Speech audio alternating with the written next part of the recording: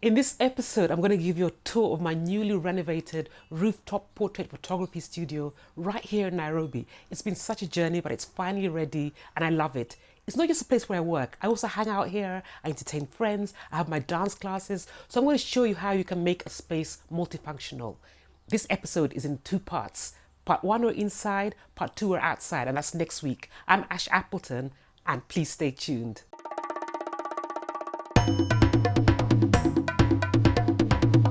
Wow, what a difference a year can make. And we're not just talking about COVID. Last year in January, I was sort of dancing kizomba with my instructor in this kind of cramped space. And now, fast forward 2021, and I've got this much nicer, spacious studio to dance in.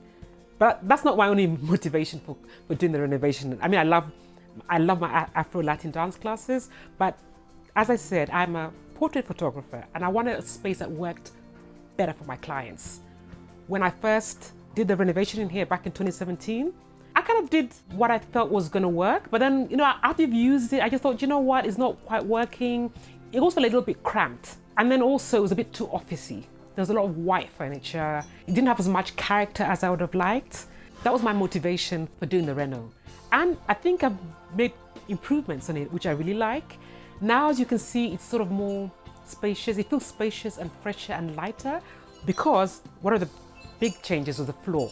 I put in a terrazzo floor, which is lighter, whereas the previous floor was sort of a grey concrete. And this sort of terrazzo just lifts everything. It's almost like a light box now. There's always a lot of good light in here. The quality of light is always great, which is so important for photographers. And then I've kind of reconfigured the room because previously I had this fridge in the studio. So what I've done now, I've kind of zoned the kitchenette area so the fridge is in that area. So that feels sort of zoned off. And in the main studio, I've gotten rid of this table. I had this work table, this sort of drop leaf table that I'd have to pull up and pull down in between shoots. Then I'd sit there and work there, and then it was all a bit messy, and when I had stuff on it, it just looked cramped and messy. I got rid of that, brought in the red sofa, which I love. I think that makes a huge difference. It just adds a little bit more energy to the room, and it's a great place to hang out as well, so that's great. Obviously I move the sofa out of the way when I'm shooting, and that works really well for clients. And then I upcycled the workstation by putting in this sort of really nice reclaimed wooden top. I got my carpenter to make the top, and it just, it's a really nice fun piece of furniture to have in here. I brought in a vintage desk, because as you know, my style is eclectic, it's modern eclectic, which means I mix styles. Modern and, traditional, contemporary, classic. That's all I'm about. So I feel this space represents my style better than it did before. So I'm happy to spend a lot of time in here, and my friends love hanging out in here as well.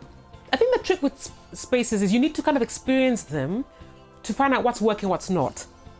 Because I really had in mind the changes I wanted to make when I moved in here, but I hadn't really experienced the space fully, if you get my meaning. So it's after experiencing it that I realized, actually that doesn't work, that could be better. And I think that's a lesson for anyone, whether you're renting or you own your own home.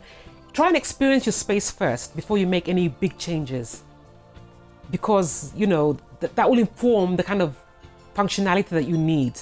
Obviously, this was an outdoor space, so I hadn't actually experienced it as a room, if you get my meaning. So I couldn't anticipate the changes that I would have had to make. In terms of takeaways, light floors make all the difference. If you can make your floor lighter, it'll change the experience you have in that space. I mean, I know obviously not everyone can afford to change the floor, especially if you're renting, but just even if a light colored carpet, think about it. You can get loads of options, like a sort of soft white or off-white, and that'll just make the difference to the way your space feels. And I've said it again, painting walls, especially white, immediate transformation to the feel of the space. So these are just kind of the quick fixes, if you get my meaning. And as I always say, storage is your best friend, especially built-in storage. As you can see, everything has a place. There's nothing just sort of left randomly dotted around. It's all very considered now.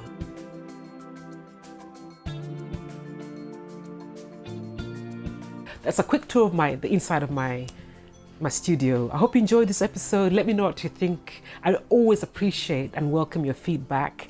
If you've watched my season 1, how to make small spaces bigger video, you get a feel of what it looked like before, what it looked and felt like. So it's quite interesting to compare the two. So make sure you catch that one. And don't forget, next week we're going to be outside. I'm going to show you what I've done to my terrace. So see you next time. Bye.